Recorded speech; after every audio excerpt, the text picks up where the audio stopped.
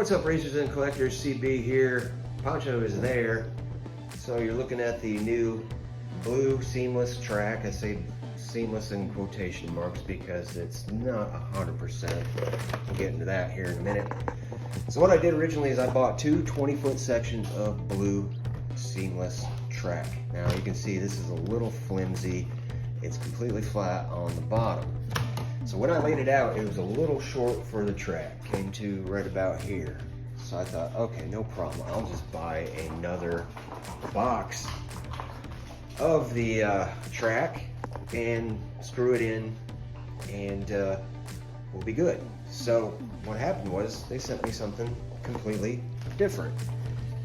Now this is a little sturdier, and it has the grooves for Hot Wheels track connectors.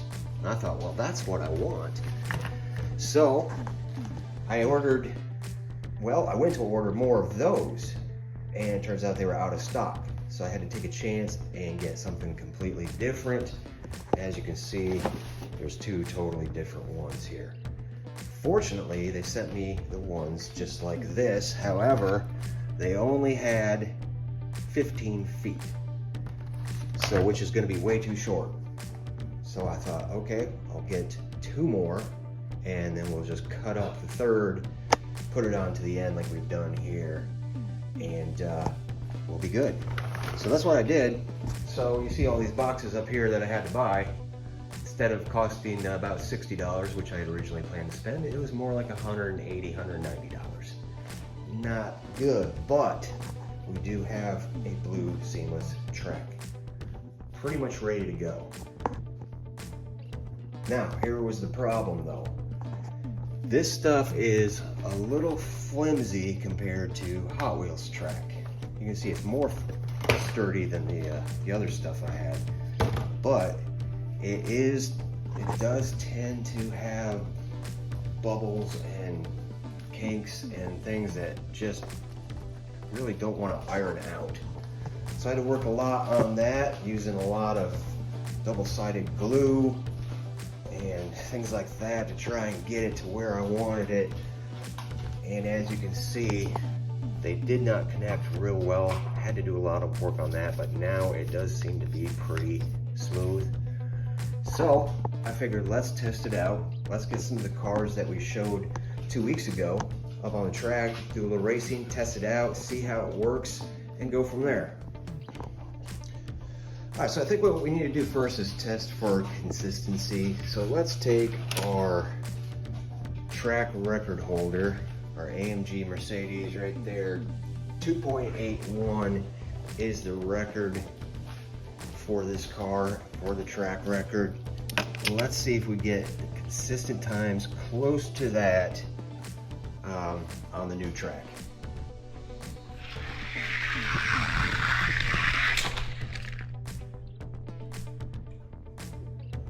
All right, 2.85 for an initial run, not bad. We're gonna move it over to lane 2. Boy, you can hear how nice and smooth and quiet it is though. All right, let's see if we can get comparable time.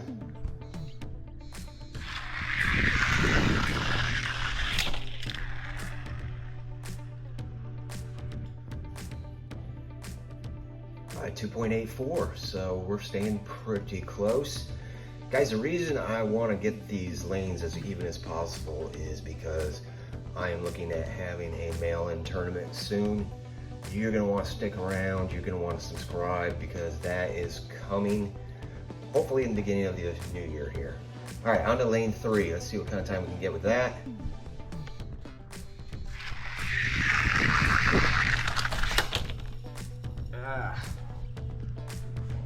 That's a problem. Alright, so you saw there is a bump somewhere in lane 3 that we're gonna have to work on here. That thing went flying, and I might just even redo this whole section since I still have plenty of track. But let's move it over to lane 4. Try that one.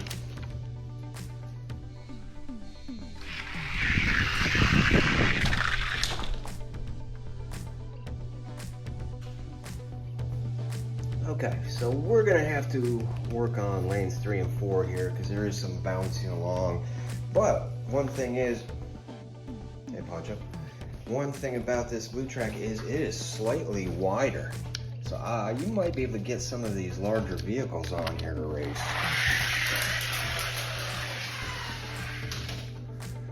So, anyway, we're gonna work on this a little bit and we'll be back and get some races going. Okay, we've done a little work to the track. The rest of it is smooth as silk. It's just this one little transition area. Nothing works better than two-sided tape on this just to keep it flat and as smooth as possible. It's not perfect yet. Still got to do a little work on it, but I think it's good enough to get a little racing done. I say we take out some of these cars from the box sets that I reviewed in the last video. I'll get a couple of them up on the track, see what they can do.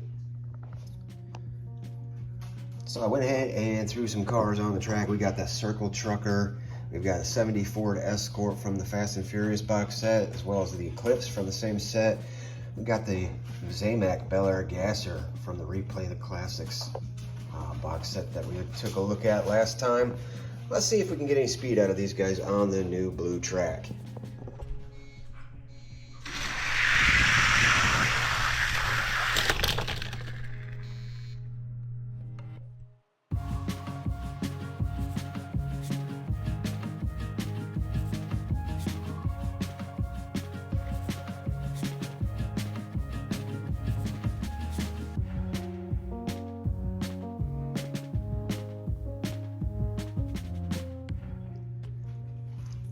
Not a bad run. Everybody stayed on the track. Kind of a rough transition at the very finish there. Might have to fix that a little bit.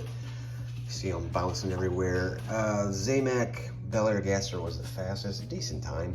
These Zamacs, not real fast. We ran the Silver Series box set a few weeks ago and none of them were really fast. But on to some more here. We got another Camaro from the Fast and Furious.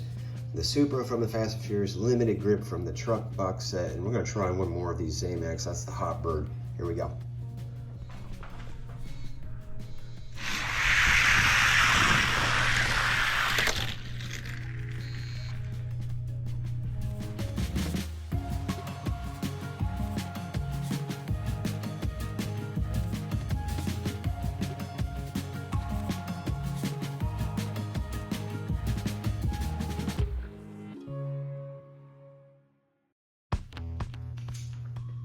Good to see another decent run. Not a lot of blazing speed, but that's all right.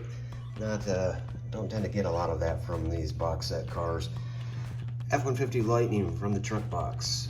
Austin and Integra from Fast and Furious, and Diora 3. Put that in there just because it tends to be a little faster than some of the other trucks. Here we go.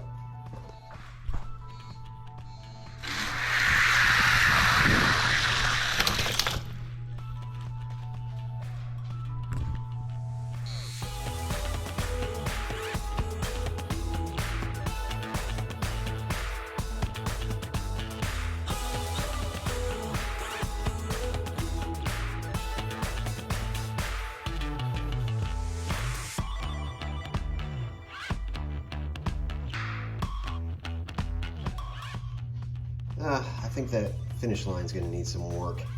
I'll get on that. Maybe it needs just some filing or sandpapering down a little bit, make it smoother. F-150 was fast though. Good to see that. We got a 66 Nova and a S2000 from the Fast and Furious. Mercedes SL, Zamac, and the Fig Rig. Ready to go. Now that Mercedes weighs in at 26 grams while that S2000 nearly 50. So we got a heavyweight and a lightweight in the middle two lanes. Let's see if we can get some speed from them.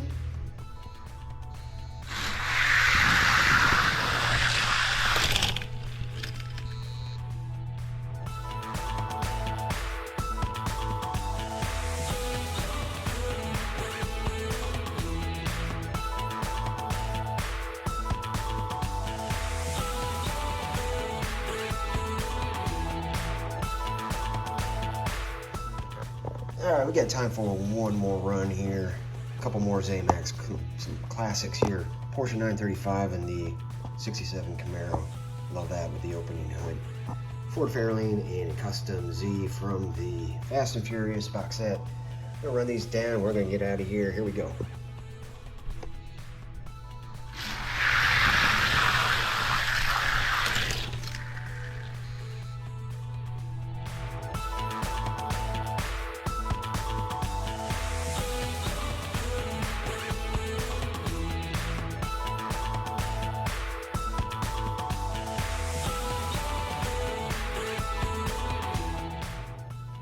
All right, buddy, what do you think? Yay or nay on the blue track? Overall, not real happy with it.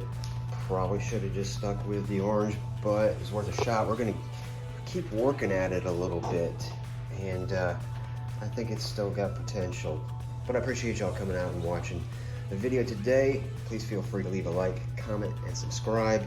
If you want to reach me directly, it's frugalDiecaster@gmail.com. Say so long, Banjo.